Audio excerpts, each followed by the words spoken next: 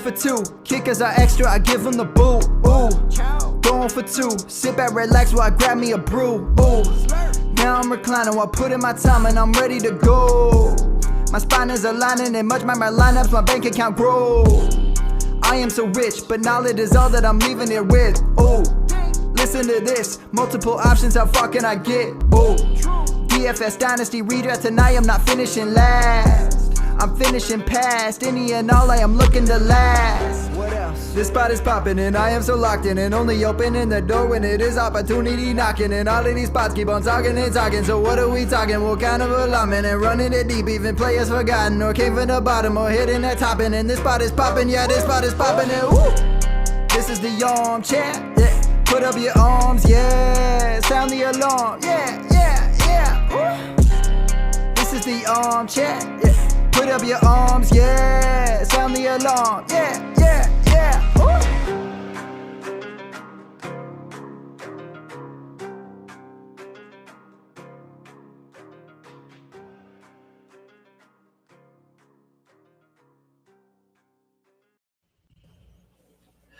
Welcome to episode 210 of the Armchair Fantasy Show for part of the Going for Two Live Network. I'm your host tonight, Ryan Searfoss. Be sure to follow me at Foss534. Geoff is taking a break for a few shows, but the show must go on. So we brought in Rob Lonkey at Rob FF Addict. Rob, how you doing tonight? I'm doing great. How are you? Awesome, man. And remember, of course, we're here every Wednesday night on Facebook Live, Twitter, YouTube, Twitch, syndicated on all major podcast networks, and streaming on the Going for Two app in iOS and Android. And tonight we have our special guest who won the June 1K eliminator contest, Tera Victoria of the Dynasty Vipers. You can follow her at It's Tera Time. Tera, welcome to the show. Tell us where we can find you and how's it going tonight? Hey, it's going great. Thank you guys for having me. You can find me, my main place that is Twitter, but if you guys want to see my content, finding me on the Dynasty Vipers YouTube channel is the best place to find me. I've got a playlist on there, 30 players in 30 days series that just ended. So I've got 30 full videos of player profiles, kind of quick hitters, 2 to 3 minutes on players that you can look for to add depth to your roster or players that might be a little bit risky.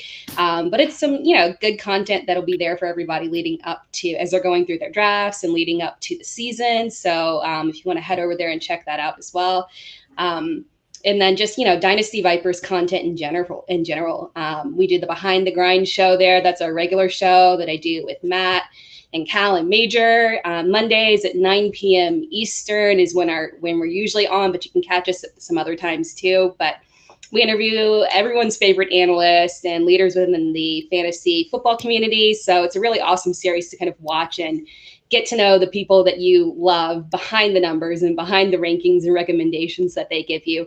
And then one more thing that I wanted to mention that will also be on Everything's Conveniently in the Dynasty Vipers YouTube channel. So 100% subscribe to that and you can find all of our stuff there. But Matt and I are going to be starting a new show very soon within the next couple of weeks. It's going to be a debate style show where we talk out our differing opinions on different players and rankings and viewer questions. So it's going to be a lot of fun.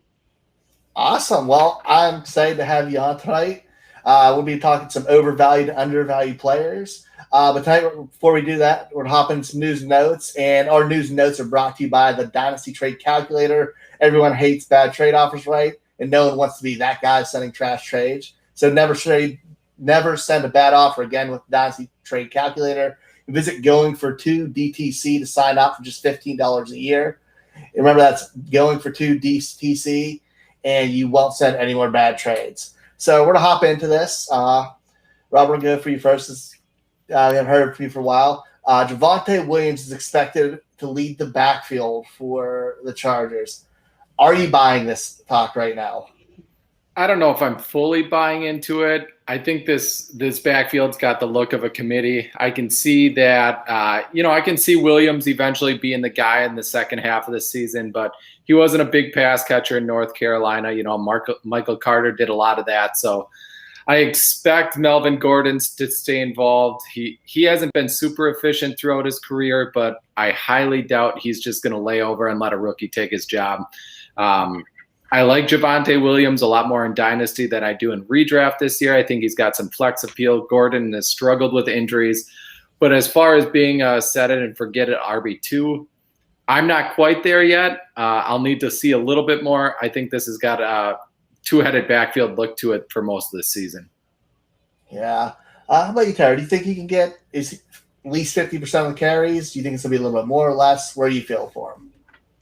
I'm literally 100% with Rob. Like, I agree with every single thing you're saying. Like, there's no way, in my opinion, that Melvin Gordon is just going to, get kicked to the curb. And, in terms of Dynasty, for sure, I'm definitely on the Javonte Williams side, but for redraft, for sure, I'm like a little bit hesitant on that. I still think that Melvin Gordon's going to get a lot of play, and it's going to be a split for a while until they feel comfortable handing off those reins to Javonte Williams. Yeah, it really does. And hopefully nobody brought it for like their overvalued, undervalued players. It's gotten to the point now where Melvin Gordon's becoming undervalued because of all this hype. And it's great for fantasy-wise because you're moving him cheap. And speaking of rookies coming in the backfield, the 49ers now claiming they're going to run the ball 500-plus times, and Trey Sermon's leading it. Are you coming on board with that one, or are you still hesitant there as well, Tara? This one I'm a little more on the Sermon side, and the reason is just because of the injury-prone nature of Mostert. I think that it's a crazy backfield, and it's almost, at this point, almost a guarantee that Mostert will get hurt at some point. So, no, Sermon's not going to get the bulk of the carries to begin with, but eventually, maybe 6 weeks or so into the season, he's going to get his opportunity to get out there and showcase, and he'll carve out a bulk of the carries. And I'm sure Mostert, post-injury that's bound to happen is going to come back. But at that point, I think that Sermon will have carved out a decent role and be able to hold on to that. So long-term throughout the season, I think he's going to have good play as we get towards the middle of the season. Yeah, and I kind of buy into the 500-plus carries because just the way they're set up with Jimmy G being Jimmy G and either him or a rookie quarterback in there, they could be competing with Baltimore for the most amount of carries or most amount of rush attempts in the league. And, I mean, if he gets 35 to 45%, that's still playable in fantasy. And then moving on, we have Phillies saying Dallas Goedert's got to be featured in that offense. Rob, you with him? Is he moving up the rankings a little bit?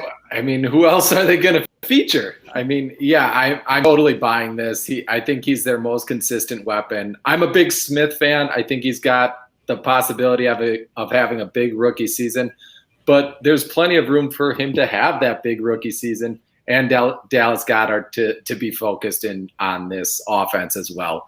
They're going to be playing from behind most of the year. Their defense isn't very good. They might want to run the ball, but eventually they're going to have to let Ertz sling it because they're going to be behind. I mean, Vegas, I think, has them projected for 6.5 wins. They don't like losing money. I mean, the Eagles are going to be playing from behind. And he's really their most defined talent on the offensive side of the ball. So, yeah, I'm buying into this. I can see him with 110 to 120 targets. I wouldn't be surprised if he finishes above Mark Andrews just because of volume. I mean, we could be talking about Goddard having 30 to 40 more targets than Mark Andrews in Baltimore. I know that's maybe a little bit of a hot take, but when it comes to tight ends, I'm going to play that volume, and I think he's going to have it in Philadelphia. Tara, are you following along with him on this? Are you a little more hesitant? He's coming kind of bold. I mean, that's borderline top 5 right there. So for me, I'm a little bit hesitant. So I'm not reaching for him. He's someone that I think, at a certain point, it's great value because he's the clear tight end one. It makes sense. He's the most, he will be the most experienced weapon in the offense. I do like Smith a lot. My only problem is that, and it's not a major concern or like a big red flag, but when I look at the stats, there's only, we've got a very, very tiny sample size. So take that as you will. But the games that Goddard and Hurts played together, Goddard didn't really do very well. And I'm kind of concerned that there might be a lack of red zone opportunities with Hurts. And that's my only concern. Otherwise, I like Goddard. I'm just kind of a little bit of the concern right there. Where are you putting him? I don't want to say straight in your rankings, but like what's your area where you're seeing him?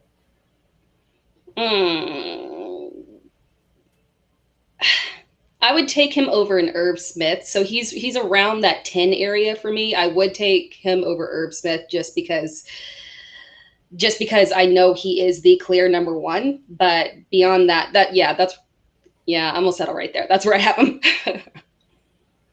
And Rob just a little bit higher then.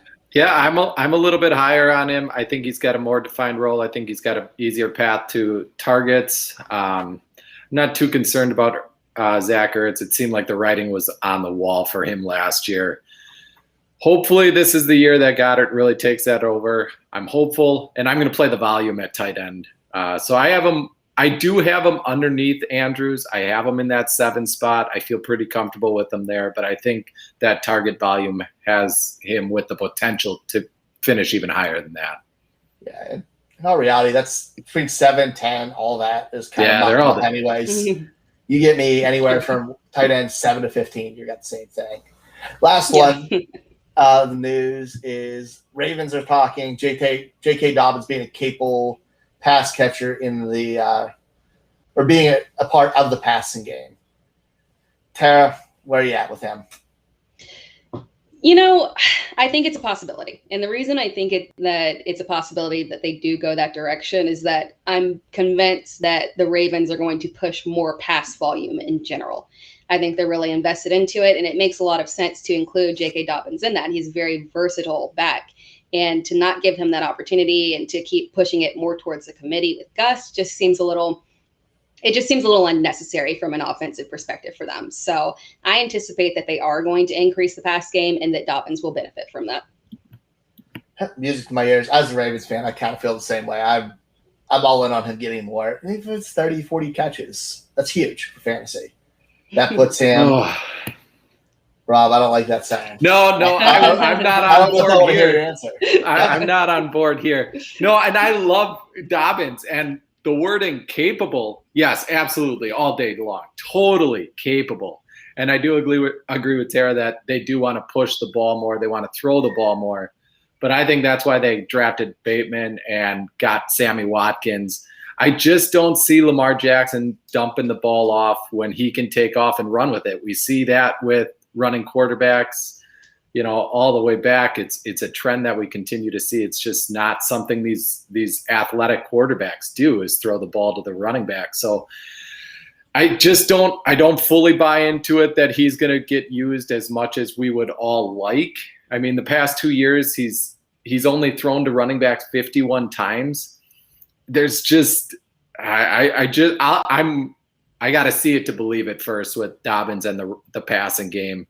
I want to believe it. I got him in a keeper league. I got my fingers crossed, but Lamar is so good at running with the ball and taking off. As a coach, I wouldn't want him to stop doing that, just to dump the ball off to Dobbins. And that's not a discredit to him. It's just how good Jackson is when he takes off and runs with it. So we'll see. I'm hopeful. I don't really buy into it yet. I just want my quarterback protected. This is not box out. Awesome. So we are going to get into some overvalued and undervalued players. We're going to be going off of Fantasy Pros PPR redraft rankings. Tara, let's start it off with a quarterback. Who's a guy who you think's right now being either vast or a good bit overvalued at the position? Okay, so I think this kind of goes back to Dallas Goedert, but it's Jalen Hurts for me.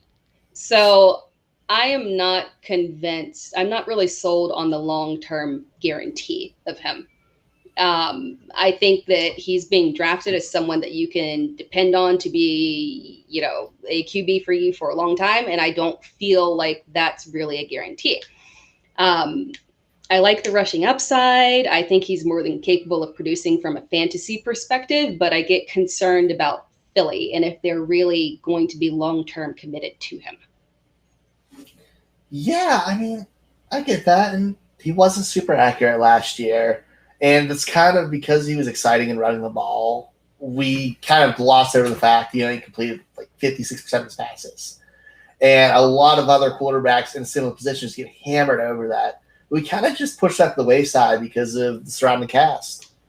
And I love Devonta Smith, but it hasn't changed that much.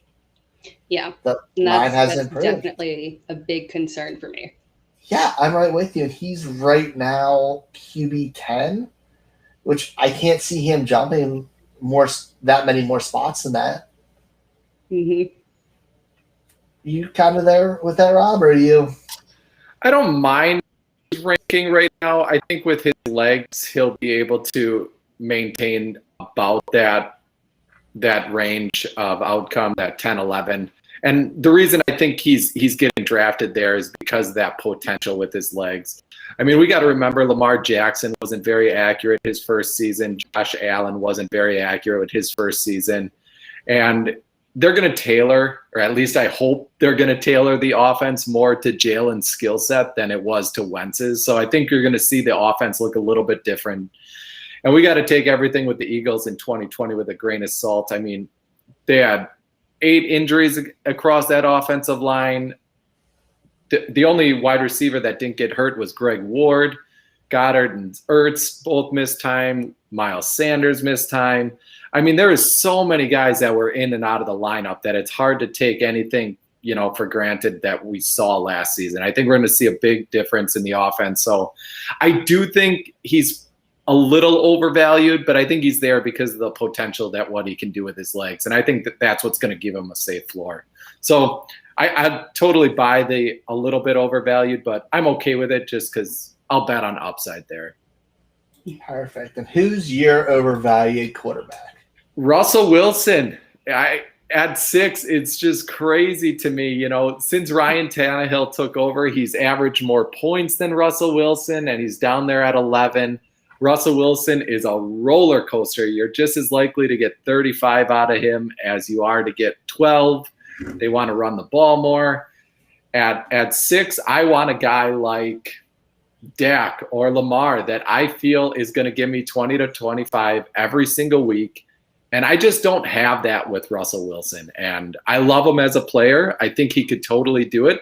But the offensive philosophy in Seattle has me that it's just too high. I just don't trust the volume from a week-to-week perspective. They want to run the football. And we've seen it with him before. The first 8 weeks of the season last year, he was on fire and the locked-in MVP.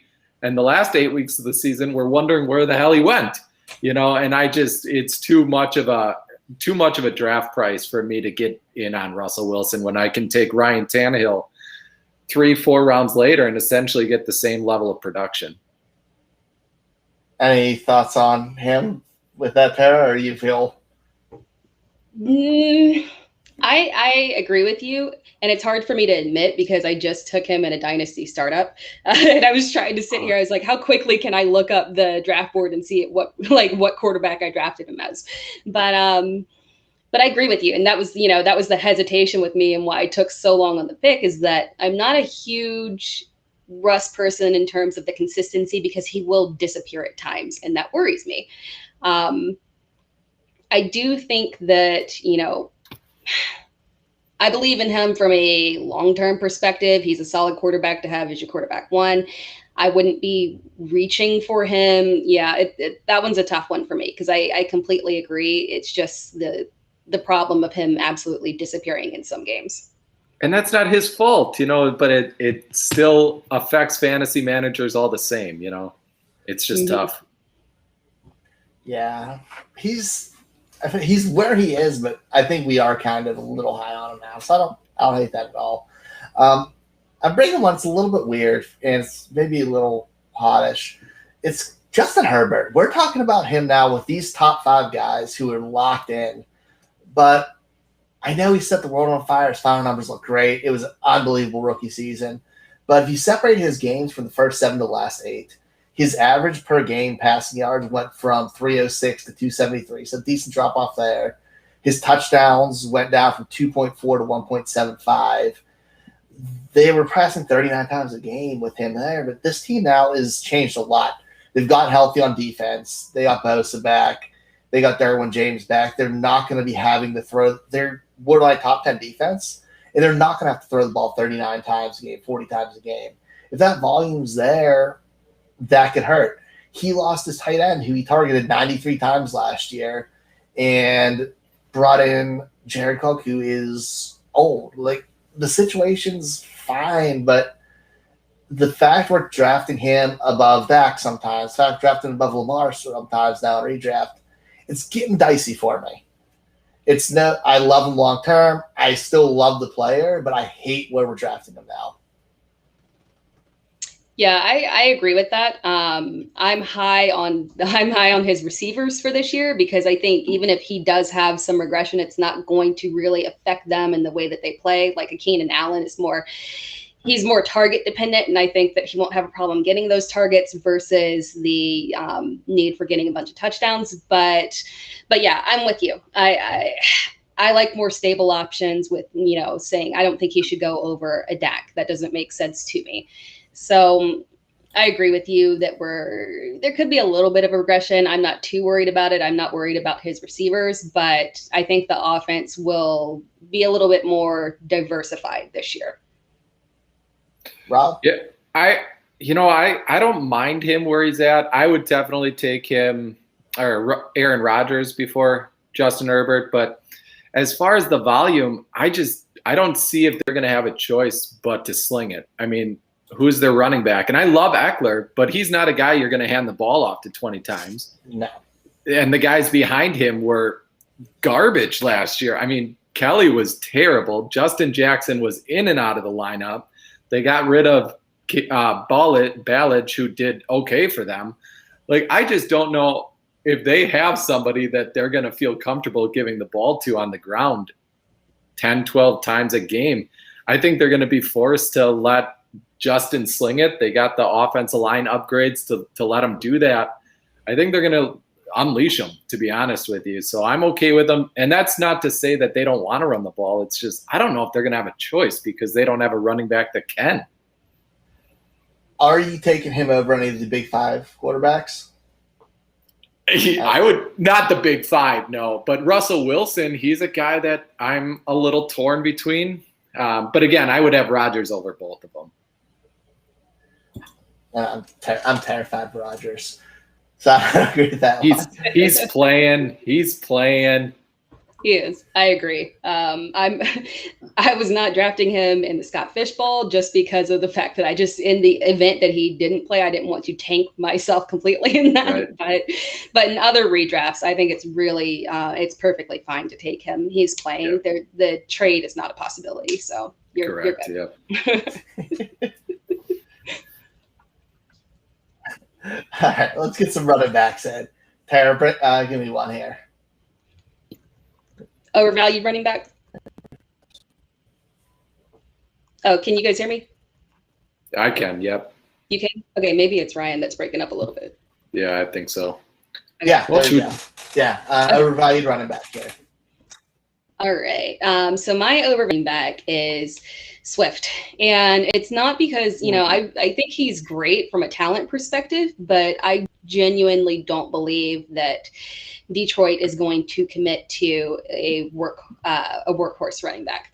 When they brought in Jamal Williams, that was kind of the writing on the wall for me, that they still intend to utilize more of a committee. And Jamal Williams is the perfect back to be able to do that because he can do everything, pretty well. So I don't think they're going to hand over the reins. And so in terms of where Swift is being drafted, that it's a little concerning to me. I'm avoiding him. Yeah, he's dropped a good bit now. He's at RB 18. How much farther are you dropping him down there for redraft? Oh, let's see. Is that? I probably should have looked at Fantasy Pros ranking. Let me see. Hold on. Well, there's Carson and Monty and Sanders typically behind him. He's 60. I'm sorry. I switched screens and had. So he's a little bit further back for me. He's I wish I had those rankings up. a guy like David Montgomery is ahead of it for me. In terms of like dynasty, I would rather draft Travis Etienne, in my opinion. I would rather have Eckler, Mixon. So, people that I'm seeing behind him would be like, I would draft Swift over Miles Sanders. Okay. Yeah, he's 2 above him, which he's ahead of Dobbins, which is crazy to me. Yeah, so I get it. Well, I would take Swift ahead of Dobbins in full PPR. I think he's going to get that receiving role that's going to give him a nice safe floor, and I trust his. But again, you guys were more on board with Dobbins' role in the passing game, so that makes sense. Rob, who you got for me?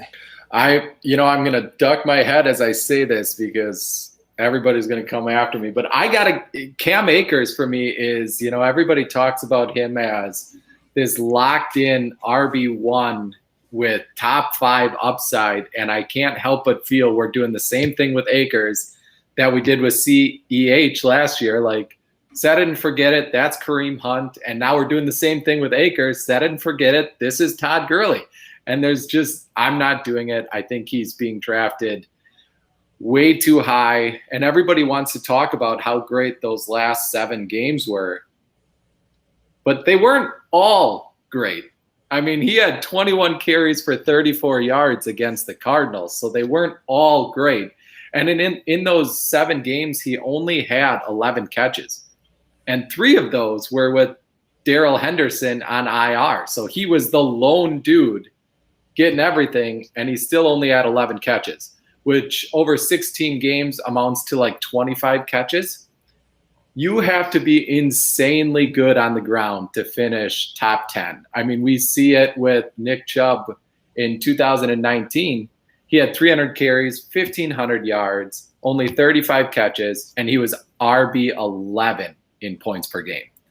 Like, if you don't get that passing work in full PPR, it's really hard to finish top 10.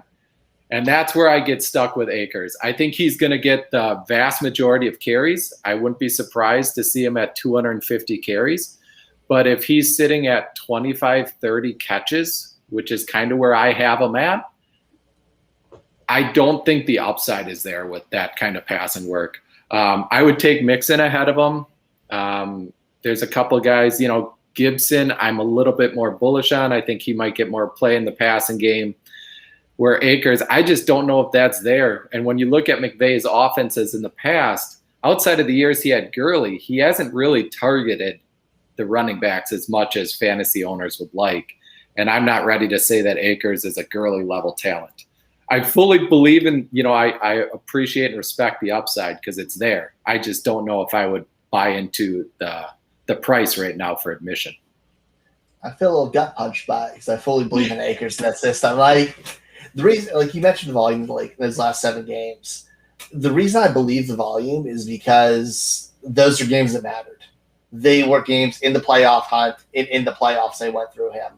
Obviously you mentioned he's not Gurley, but that offense for McVay has run its best and looked its best when they've had Akers in it, or when they've had the offense running through running back. They now have Matt Stafford, who has made a career out of it. He's never had a running back with less than 50 targets. Those are the reasons I'm buying on Akers right now. He's right around that end of the RB run range for me. So I still have some questions, but I feel really good about him. Tara, are you going to tie break one way or the other? Or are you going to? Yeah, I can understand the argument. I do. But I really think that McVay wants to get back to that Gurley offense. So I think he will try to, whether or not Akers is capable of it, I think they're going to try and utilize him in that way. So I'm not, I'm not afraid of Akers as my RB1 and where he's being drafted. I'm cool with that. I agree with you on, Gibson, but in my opinion, I think that they're really going to try to use Akers as that running back. And I anticipate that, Darrell Henderson will be a good handcuff, but I don't think that they're going to feature him in the exhausting way that they did last year. So I think we're good to go on that one. Awesome. I'm going to stick with you here. Who's the guy at wide receiver you're hesitating a little bit at their value? Um, this one was hard for me. This one was hard for me because to me, I don't think that the receivers are very off in terms of value, but the one person who I'm a little bit concerned about is Lockett. My only concern with him is that I genuinely don't think that anything is going. I know the offense, they're saying that the offense is going to change a little bit in terms of how they're going to be utilizing receivers, but I really don't think that we're going to see a lot of change from Lockett in terms of the lack of consistency from him. And maybe that goes back to Russell Wilson a little bit, but he's not someone that I feel that you can depend on very well. He's, great best ball, not someone that I'm looking to get within my lineup other than that. Yeah, I mean, I think we've gotten to the point we know where Lockett is. He's either 6 points or 40. Like, he goes either parabolic or not. And it's how you build your roster if you want to have him on that. If you don't have strong top-tier receivers, I agree. You completely have to cut him out. He's a guy, you have to be able to handle winning or losing with him. Mm-hmm. And that offense is kind of unpredictable. Rob, are you in a Lockett or? I don't hate his spot. I don't love his spot. I agree with most of what you guys are saying. The consistency is definitely a concern, but I think a lot of that is starting to be baked into his draft price where he's all of a sudden at wide receiver 24, and then it gets tough because that upside is there. I mean, he's been a top 12 receiver the past 2 seasons, but it's been a roller coaster ride to get there.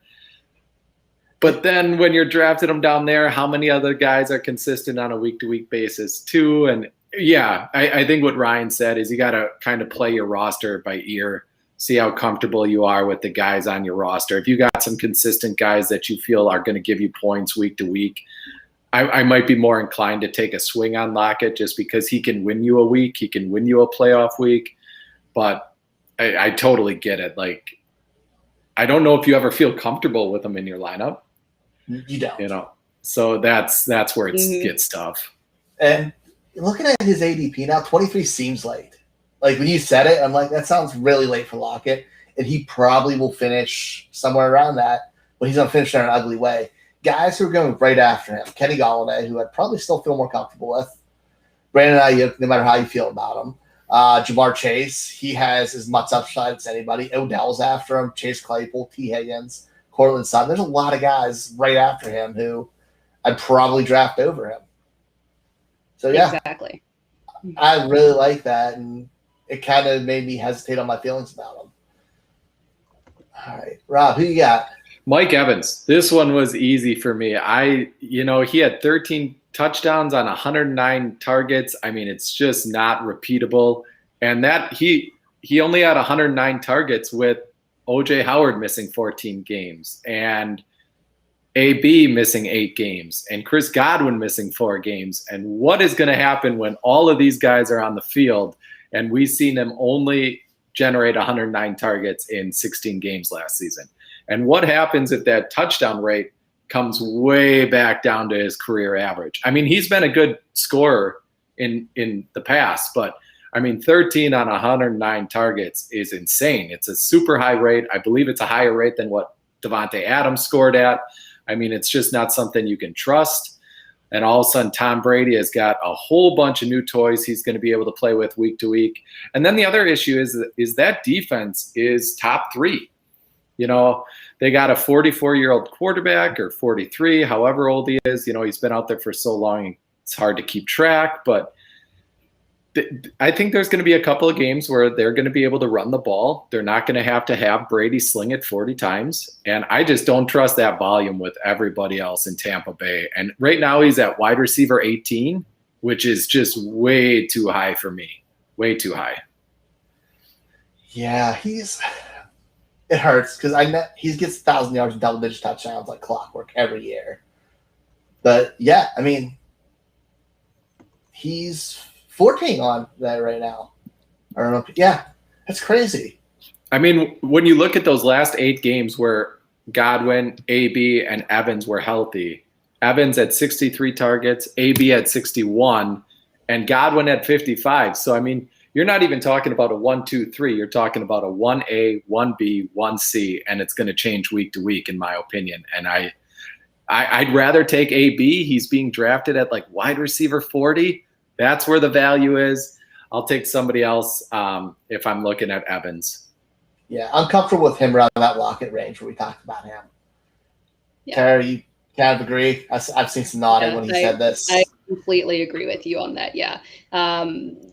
Just, their wide receiver core in general just frightens me in terms of where you have to draft them and not getting that guarantee of who's going to be the primary, target recipient, who's going to be the primary target in the end zone. It's a little shaky for me. And when you have someone that's so incredibly touchdown dependent, and I can't do it. Yeah, it's someone that I'm avoiding as well. Guy I had was actually his teammate. That was Christopher Godwin. Yeah, so, I'm with you. And for almost all the same reasons, it's just not. I can't trust anything there. And he might get volume, have a nice, better floor, but his ceiling's capped because of Mike Evans' touchdown potential, AB's touchdown potential. I don't know if he's gonna get in the red zone enough. But yeah, I'm steering clear of that offense minus Brady in general. All right, let's get into the exciting position, tight ends. Rob, let you start this one. Who's the tight end you got? I mean, this is tough because tight ends really, outside of the top 3, do they really even matter? But Logan Thomas is a guy that I think, we look at his last season and we look at how many routes he ran and we look at how many targets he got, and we love it. I mean, that's everything you could ask for in a tight end. But I just don't know if it's going to be here in the new season. They signed Curtis Samuel. They got Fitzpatrick, who hasn't historically thrown to the tight ends as much as he has with the wide receivers. And then the other thing is we're going to see a totally different offense, I think, because of the strength of that defense. They're going to lean on the run game. There's no reason to sling it as often as they did last season, when I think they were in top 10 in pass attempts. So I think you're going to see that overall passing volume come down. Then you're going to add Curtis Samuel. And I think they want to get Gibson more involved. Even if they don't, I think you're going to see Logan Thomas's total number of targets drop more than what fantasy managers would like to see. And I think right now he's going at tight end 9. For me, it's not so much that the position or the ranking is terrible. It's just that I'd rather take a wide receiver or running back and wait for, whoever else is left. Really, I'll take a dart throw on Irv Smith or Komet in Chicago or somebody else like that. Juno Smith in New England. Logan Thomas at 9 is just too high for me. Yeah. Tara, who you got? I'll say quickly that I agree with you on Logan Thomas. For me, I'm a little bit concerned with Gesicki. My problem is that I don't have an issue as much with his ADP as much as I do with the unknown of how exactly they're going to distribute targets. I got a feeling that he's going to be someone who is up and down. He'll have games where he scores a decent amount, just someone that you can depend on in a lineup, and then he'll have games where he disappears. One of the primary reasons I'm concerned with that is because if they, and it looks like they're clearly going to, I don't think they're going to sign anyone else, but going with Myles Gaskin, because he missed a lot of time, it was easy to not see, but he was actually one of the higher targeted backs in the league out of the backfield. So he's a very good pass catcher. I think that, the amount of targets that he sees is going to continue to increase. And if he stays healthy throughout the entire year, there'll be a lot of dump offs to him. They've got one of those wide receiving cores that is going to be very sneaky in terms of the amount of mouths that they have to feed in it. When you're looking at Devonta Parker, Jalen Waddle, Will Fuller, I mean, it's just kind of, bam, bam, bam. So it's kind of concerning that he might be someone who falls to the side for me. That was mine. So yeah, I completely agree. I've been a steady, just anti-Gesicki person in general. But the situation, like everything you said, we don't know how he's going to get the volume. And there's also a part, if you look at Tua back in college, even when he had O.J. Howard, he didn't target him much. Like, it's just not been his game. He has these quick receivers. They're not going to be running that deep all the time. He's going to be low on the pecking order and very touchdown dependent, which just makes him another guy at the tight end position. I know he's an athlete, but I agree with you. Mm-hmm. Rob, you clean sleeping on him? Nope. No, I'm on board with everything you guys said. I think most weeks he's going to be number 3 or number 4 on the totem pole. And at that point, I'll swing on Troutman in New Orleans, where he might be number 2. I'm playing the targets all day long at tight end, and I agree. He just doesn't seem to have that consistent week-to-week role that you can trust.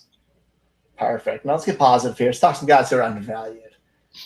Tara, who's your quarterback here? My undervalued quarterback is Daniel Jones. Yeah. I think, I like to defend Daniel Jones a little bit. When you look at what happened last year, I mean, admittedly, it was a complete disaster. But the entire team was a complete disaster. And I don't think it's a fair viewpoint to judge him off of when you look at the fact that he legitimately had no wide receiver 1. I like Slayton, I like Shepard, but they're not wide receiver 1 type of guys. He lost his lead running back. The offensive line was a young, hot mess. It was, just a really unfortunate situation where he was out there running for his life. So from my perspective, if you look at him, I think there's no reason that he can't actually get back to that rookie season that he had. And I know that the turnovers are a concern with him, but he actually did cut down his interceptions last year amidst all the chaos. So I think it's very possible that he, continues on that trend of improving his accuracy. And then with Galladay added, Kadarius Toney, they're really investing into weapons over there. So I just think it's a great situation that they're going to really put him in the best position to succeed. Yeah, I'm okay with it. He's QB 23, like that upside's there, and he'll give you 350. He'll give you 350 rushing yards. Mm-hmm. Like, yeah, I'm okay with that. Rob, who you got for me? I mentioned him when I was talking about Russell Wilson, but for me, this is Ryan Tannehill all day long at number 11. I think he's got top 7, top 8 potential. I referenced it back with Wilson. He's averaged more points than Russell Wilson since he's taken over. He has more 25-point games than Russell Wilson, even though he didn't play all of 2019. He just got Julio Jones. He can run the ball. And that defense, we've watched them just force feed the ball to Henry, but that defense isn't what it was 2 years ago. They're going to have to throw the ball this year because that defense isn't as stout as it has been in years past. Tannehill is a guy that I think can give you that top 5 potential on a week-to-week basis. Not that he's going to finish there at the end of the season, but he has that capability of putting up some 30-point games. At 11, I think that's an easy money pick where I'm smashing it. I love it. I think he's just Russell Wilson light, to be honest with you, except he comes 4 rounds cheaper. I love Ryan Tannehill's value right now. Yeah, I like Tannehill where he's at. I don't know. I take him over Hurts, who's right ahead of him. Yep. I don't know if Brady is ahead of him. Brady's ahead of him and Rodgers, and next week a couple guys ahead of him. I don't know if I'm popping him with Brady and Rodgers. Well, I'm probably taking my Rodgers because I want to be safe. But yeah, I like the value where he's at. Yeah, the value is really what I'm talking about, because ADP-wise, I'd rather have Tannehill than Herbert. I'd rather have Tannehill than Wilson when we're talking about cost of acquisition. Perfect. You with him there, Tara? I see nodding. I am, yeah. I really do like Tannehill. I completely agree. Perfect. Everything is just yeah, it's come together well for him. I'm going a little deeper. I'm going into Carson Wentz down at QB 21. We give him a lot of shit, but it's not long ago he was a 4,000-yard passer with garbage around him, thrown to Greg Ward. No disrespect to Greg Ward. I feel like he's gotten hard tonight. But the year before, when he had one of the top offensive lines in the league in 2018, Carson Wentz was money. Before he got hurt on their Super Bowl run, when they had one of the best offensive lines in the league, he was flawless. He had 33 touchdowns, 7 interceptions. He was great. I know it's a few years back, but the big thing that's always been for him is if he's protected and upright, he's really good. And the Colts have that. The Colts might have the best offensive line in the league, which keeps him upright. They have a running game to protect him. He's going to eat off of play action passes. And the weapons aren't great, but they're good enough for him to succeed. And he gives you a safe floor play with upside because he can't sling it if need be. I love Carson Wentz there. We're getting to the point where you're taking Ben Roethlisberger over them, who's in his twilight. There's a lot of questions about all these guys there, and Carson Wentz might be safer. I buy it. I've been singing that all year long. I'm with you, Ryan. I actually just did an article, and his per game stats the last 3 years prior to 2020 was 4,165 yards, 32 touchdowns, and 8 interceptions. Like, we're talking about a really good quarterback for 3 seasons. So either he just turned into Brock Osweiler, or we got to take all the injuries with a grain of salt last year, because there was a lot of them. And I think he's going to get back to, I don't know if we're going to see that MVP Carson Wentz again, but I think you're going to see him be a lot closer to that 2019 season than whatever the hell we just watched last year. Yeah, I completely agree. I think of all the scenarios that he could have gone to, that is legitimately the perfect one. And I hope it works out for him, just because everything that happened in Philly was kind of unfair to him. So I'm glad it's a perfect setup for him. Getting back with Frank Reich, the running back situation is, a lot better in terms of how they utilize their running backs. They've also, I think one of the interesting things is I predict that he will have the best connection with Pittman. If you look at Pittman in terms of his size, that's the kind of, we know that Wentz loved his tight ends, but, outside of Ertz, who was the wide receiver that he loved most? Alshon Jeffrey. Yeah. Michael Pittman looks physically a lot similar in that build. So I think it's really going to be a good connection for them. Yeah, I love the Pittman brought up with him too. And I think we're forgetting about that a lot because Alshon was so long ago since he was a relevant player, but he was good for a little bit. Yeah. So I like that a lot. He knows how to utilize the type of players that are in that offense. So it's a really good situation for him. Yeah, and even Hilton fits with that D-Jax role. Like, it's a lot of similarities. All right, we're going to rapid fire these because we are kind of running close to that time. Tara, give me a running back here. So my running back is Chris Carson. I think that he is just legitimately the perfect RB2 for any fantasy roster. He gets a lot of, flack for being injury prone, but it's not really as bad as you think. Yes, he's due to miss, 1 to 2, maybe 3 games a season. I think he missed 4 last season. But other than that, previously, he's not really missing more than that than outside of his rookie year. So I think it's something that you can work around when he's your RB2. It's something that you can fill in, and it's not that big of an impact because when he's on the field, he provides you with such an incredible, solid floor. If you look at him last season in games where he was actually healthy, in PPR, he never scored less than 10 points. So he's just, he's not a boom or bust player, but if I'm looking for somebody in that RB2 to give me a very reliable floor, that's my guy right there. Yeah, love the reliable play on him, and he's in a good offense. Perfect, and he's consistently disrespected. Yes. Rob, who you got? I got James Conner here. He's being drafted. He's in the rankings. He's all the way down at RB 36, but I don't see any reason he's not taking the same Kenyon Drake role that he finished RB 16 last year. They added Rodney Hudson from the Raiders to improve that offensive line.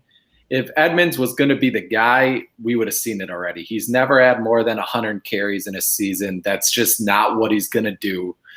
I fully expect Conner to take over that role that Drake had. He's going to be the first down, second down back. He's going to get the goal line work.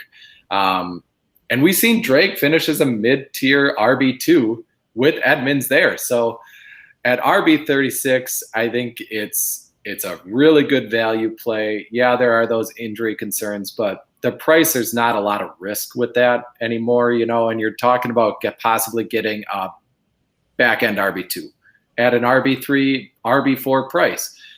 I'm in on that all day, especially with that offense. They're going to put up points. They're going to score the ball. I like James Conner as a value pick. Yeah, and if you have him on your team for playing him, it's just that offense. You can figure it out. If games are going to be shootouts, Edmonds is going to get it. If it's going to be a game where they have the lead, hammer James Conner. Yep. So, yeah, he's definitely a value there. All right, over to the wide receivers. Rob, I'll let you start on this one. Who do you have for me? Oh, there's a couple of guys that I really like, but the one guy that stands out to me is Devontae Smith over in Philadelphia, all the way down at wide receiver, 41, 42. I look at the weapons there. There's really not much in Philadelphia. I can see him getting 120, 125 targets in his rookie season. Rieger is just not a guy that I think we're going to see much out of. And I don't like to write off rookies after their first season, but he really didn't show much. I think he's got an opportunity to walk in there and be the alpha in the passing game. And down there, I mean, once you start talking about 120, 125 targets, that's top 30 upside, wide receiver 2 upside. They're going to have to throw the ball a lot in Philadelphia. I like him. There's a couple of guys ahead of him that I would take the Smith over, such as Will Fuller, just because of what Tera said before. There's a lot of mouths to go around in Miami that I don't really trust. I'll take Smith's alpha role. I like him. Yeah, definitely do there. And Tera, who do you got? So for me, I've got faith in Odell. I have faith that this is the year. Yeah. So, I mean, when you look at, we can't really judge based off last year because in the first half of the season, Baker was still getting adjusted to the offense. And quite frankly, I mean, if you look at it, a lot of times you say, okay, well, Landry is his preferred target. Landry, in that first 8 sections of the game, he didn't actually catch a touchdown pass. It was more preference towards the tight ends, and Odell actually caught a few there too, and it wasn't really that bad. The offense started kicking off in the back half of the season, and I don't think it had anything to do with Odell not being there. I know that's what everyone said. Okay, Odell's gone, now Baker's comfortable. No, he just got comfortable after the bye week. I mean, Baker's even said that himself, is that, after the bye week and they were able to reset, they just grew more comfortable in that new system. He switched so many offensive schemes, it's not even funny the way that he started his career. So I think he's finally comfortable with that system. They're going to get an actual normal off season together. It's a good setup. And in terms of where Odell is and the talent, and with his ADP and the talent that he actually has, I think it's a really good opportunity for people to get some good upside. Yeah. I mean, we're at wide receiver 27, and I don't know any other guy at that range who could possibly end up wide receiver 1. Mm-hmm. Like, I'm not saying he will be, but he has that potential. Yeah, the capabilities. Mm-hmm, exactly. And that's what we're betting on that way. I'm just going to be really quick on mine because this is somebody who 2 months ago, I hated. And the rest of the world started hating him more than I do, and now he's become a value. That's Mr. Chenault. Chenault was everybody's favorite guy in January, February. And we liked him with the offense. The idea of him with Trevor Lawrence looks awesome. And then Urban Meyer came in, and the world just said, no, I'm done. He's going to be used, and he's going to be behind guys who are teams' number 2 receivers, number 3 receivers. And he has the potential to be their top guy and be used in the running game a little bit and get targets. We've got to the point where he's become a value from being he's switched lists in 3 months from overvalued to undervalued to overvalued. And that's when you got to buy a guy like him. And I kind of like it. Like, you couldn't trade anybody. You couldn't trade Odell Beckham for him before. Now it's flipped. It's insane to me. I don't understand how we're moving it that quickly. All right, let's hit the tight ends real quick. And then, so Tera, who do you have for me? Oh, tight end. So I'm going to say Anthony Firkser. So, he's kind of been on that roller coaster too, in terms of people Johnny Smith leaves and everyone's, oh, Craig Ferkser, he's the value. And then Julio Jones gets there and all of a sudden, everyone's afraid that, Julio and AJ Brown are going to dominate all the targets and there's nothing left for everybody else. But there were a ton of targets vacated, around 200 with, Jonnu Smith, Corey Davis, and then Adam Humphries as well. So, for me, there's a lot to go around. And I think that when you look at the targets that he had last year, he already had a pretty significant amount. There was like a 50-50 split between him and Jonnu, and when they were on the field at the same time. And Jonnu just had a lot more of those red zone targets. And I think what it's going to come down to is not the amount of targets that Ferkser is going to have increase. I mean, he's going to see a decent increase in targets, not a ton that's going to put him up at like a Hawkinson level, but it'll be enough. But I think the red zone opportunity is going to be huge for him. If he could just get, half of that production that Jonnu Smith had, he's someone that you're really looking at as a huge upside in terms of his ADP. And seeing his ADP, I just want to shake people because he's one spot ahead of Tim Tebow. That is amazing to me. It's like there's been no update, and that just doesn't make sense to me because we know the amount of targets that he had last season was, fairly decent. And I know that, I know news came out that there was, they might be exploring more options, but I just can't imagine for what you're drafting him for. It doesn't make sense to me. No. Rob, who you got? Adam Trautman. I love him in the Saints offense. Winston loved the tight ends when he was in Tampa Bay. And who's after Michael Thomas? I mean, I know Kamara's going to get his, but we're not really banking on Traquan Smith doing anything anymore, are we? I mean, we kind of know what he is. I think he could be the number 3 guy in this passing game, which could equal, 90 targets. And that's huge at the tight end spot. And you're talking about him at tight end 21. He's got more upside. I wouldn't be surprised to see him in the top 12 at the end of the season. I mean, that's just part of that is just because of the tight end position being so volatile from year to year and it just not being very good. So I don't want to make it out to be like he's some sort of stud because like we said earlier, 8 and 15, there's not much difference, but he could be a guy that surprises just on volume alone. If I'm passing on tight end and going late, he's definitely one of the guys that I'm targeting. Yeah, he's somebody I like coming out of the draft too. Like he has talent. Awesome. So guys, we're hopping to everybody's favorite segment tonight, and that is the forgotten fantasy player. So Tera, who's your forgotten fantasy player? So I'm going to go a little painful memory. I'm a Packers. Yeah, I'm a Packers fan. And, yeah. So the painful one for me is, which is, maybe this is why I don't draft a whole lot of Packers anymore. I tell people to draft them, but I don't want to be like double hurt. So I tend not to, but Eddie Lacy, the forgotten player. Yeah. It's not, not that long ago, but it leaves a, painful taste in my mouth because it's crazy how incredible he burst onto the scene. Year one, almost 1,200 yards, 11 touchdowns. Okay, great. We're looking at year 2, same thing. He's looking great. He's got some receiving touchdowns too. And then the man just disappeared. His 3rd year, he had 3 rushing touchdowns, and that was it. It's kind of crazy. I still to this day don't understand how someone, other than maybe some, weight issues or something, but we won't get into that. But I still don't understand how someone falls off that hard the way that he did. And the amount of, people invested into him. He was Eddie Lacy. Yeah. Like the pain that came with that, not just as a Packers fan, but drafting him and thinking you were set. And then he gave you absolutely nothing. It was just crazy. Yeah. He's one of the first guys I remember that floor just coming out at a young age like he did. It's real painful. And I'm sorry you had to get sad to end the show tonight. But again, guys, thanks for coming on. One more time, Tera, tell everybody where they can find you, what you're working on.